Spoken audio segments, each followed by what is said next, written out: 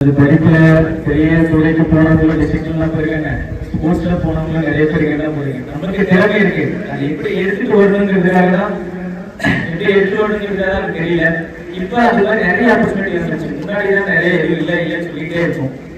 நிறைய பேர் சொல்லுவாங்க ஸ்போர்ட்ஸ்ல இதுல போனா இந்த ஆப்பர்ச்சுனிட்டி இல்லை, படிப்புல இந்த மாதிரி எதுவும் இல்லை.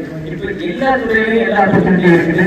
அதை நீங்க நல்லபடியா பயன்படுத்தி இன்னும் பெரிய லெவலில் ஆகணுங்கிறது என்னோட ஆசை.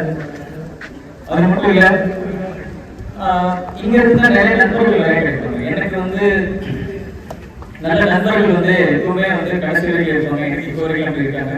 இந்த ஸ்கூல் பருவத்துல தான் உங்களுக்கு நல்ல நண்பர்கள் இருக்காங்க. நீ என்னதான் தப்பு பண்ணாலும் கடைசி வரைக்கும் நீ எவ்வளவு உயரத்துக்கு போனாலும் அதை சுற்றி கட்டிக்கிட்டே இருக்கும். ஸோ அப்படிப்பட்ட நண்பர்கள் இருப்பாங்க.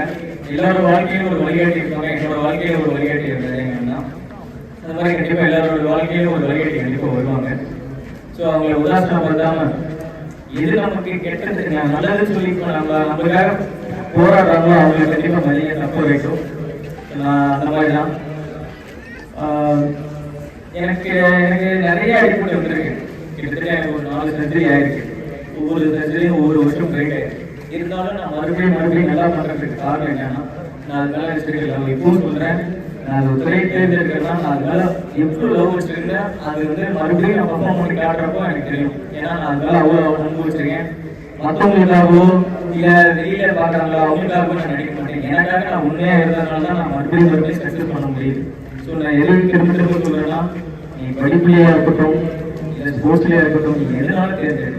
ஆனா அதுக்கு உண்மையா அது கடினமா உங்களுக்கு முடியாதுன்னு சொன்னா அவங்களுக்கு இந்த காலம் நீ பாட்டு போராடிட்டே இரு.